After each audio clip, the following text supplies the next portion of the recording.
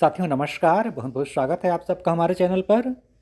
साथियों आज है सोमवार और हर सोमवार को रेमंड वीकली क्विज के नए प्रश्न आ जाते हैं। नए प्रश्न इस बार भी आ चुके हैं। चलिए देखते हैं क्या क्या प्रश्न इस सप्ताह पूछे गए हैं और उनके सही उत्तर क्या होने चाहिए। चलिए शुरू करते हैं रेमंड वीकली क्विज। ये देखिए पहला प्रश्न, निम्नलिखित में से कौन सी जगह चिकनकारी कार्य के लिए प्रसिद्ध है जो कढ़ाई की एक पारंपरिक कला है। कढ़ाई की एक पारंपरिक कला है जो चिकनकारी, वो कौन सी जगह है ये बताना है। तो ये जो है ये लखनऊ है। ऑप्शन नंबर डी सही है। हमने सेलेक्ट कर लिया, सबमिट कर दिया, बिल्कुल सही जवाब। जो मीन 100 पॉइंट से। चलिए आगे बढ़ते हैं। आज का नेक्स्ट क्वेश्चन देखते हैं। मधुमक्खी की कितनी आँखें होती हैं? आपको बताना है मधुमक्खी की कितनी आँखें होती हैं। तो मधुमक्खी की आँखें होती हैं कुल 5। ऑप्शन नंबर सी सही है। हमने सेलेक्ट कर लिया और सबमिट कर दिया, बिल्कुल सही जवाब। साथियों वीडियो यदि आपको पसंद आ रही हो तो लाइक और शेयर जरूर कीजिएगा। चलिए आज का तीसरा प्रश्न देखते हैं। पारंपरिक भारतीय व्यायाम, ध्यान और श्वास तकनीकों की प्रणाली क्या कहलाती है? प्रश्न आपने देख लिया। तो हम इसको कहते हैं योगा। ऑप्शन नंबर बी सही है। हमने सेलेक्ट कर लिया और सबमिट कर दिया, बिल्कुल सही जवाब। जो विन 100 पॉइंट्स। चलिए आगे बढ़ते हैं। आज का अगला प्रश्न देखते हैं। अगला प्रश्न पूछा गया है, पृथ्वी के चारों ओर सुरक्षा प्रदान करने वाली गैसों की परत क्या कहलाती है? आपको बताना है पृथ्वी के चारों ओर सुरक्षा प्रदान करने वाली गैसों की परत क्या कहलाती है। तो हम इसको कहते हैं एटमॉस्फेयर या वायुमंडल। ऑप्शन नंबर डी हमने सेलेक्ट कर लिया, सबमिट कर दिया, बिल्कुल सही जवाब। इस तरह 100 पॉइंट पुनः मिल जाते हैं। चलिए आगे बढ़ते हैं। भारतीय इतिहास के स्वर्ण युग के रूप में किस काल को वर्णित किया गया है? प्रश्न आपने देख लिया। भारतीय इतिहास के स्वर्ण युग के रूप में किस काल को वर्णित किया गया है?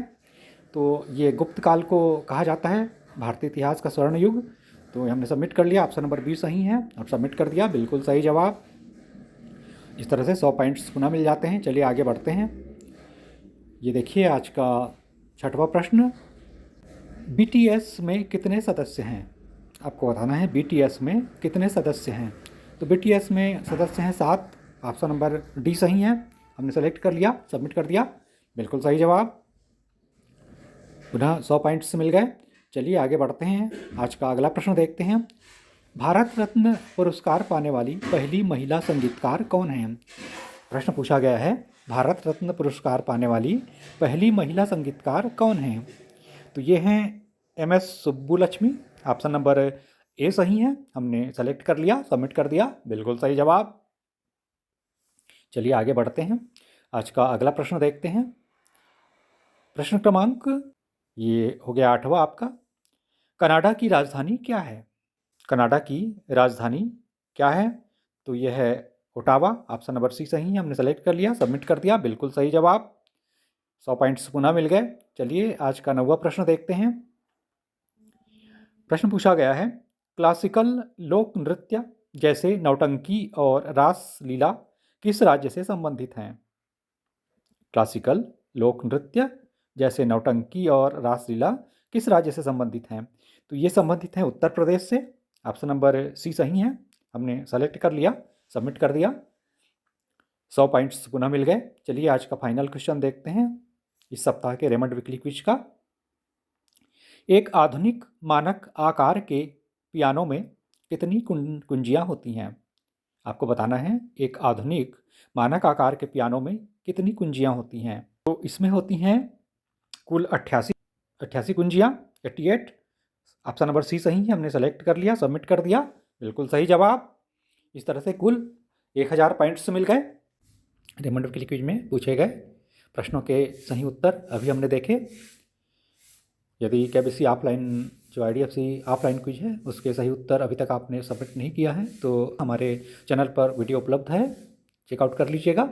और साथियों जो घर बैठे जीतो जैकपॉट है उसका भी उत्तर देने का जो समय है वो सोमवार तक होता है। तो यदि अभी तक आपने सबमिट नहीं किया है, अपना उत्तर लॉक नहीं किया है तो वो भी चेकआउट कर लीजिएगा। चलिए मिलते हैं फिर अगले वीडियो में नए नए प्रश्नों और नई नई जानकारियों के साथ। बहुत बहुत धन्यवाद आप सबका। Thank you for watching.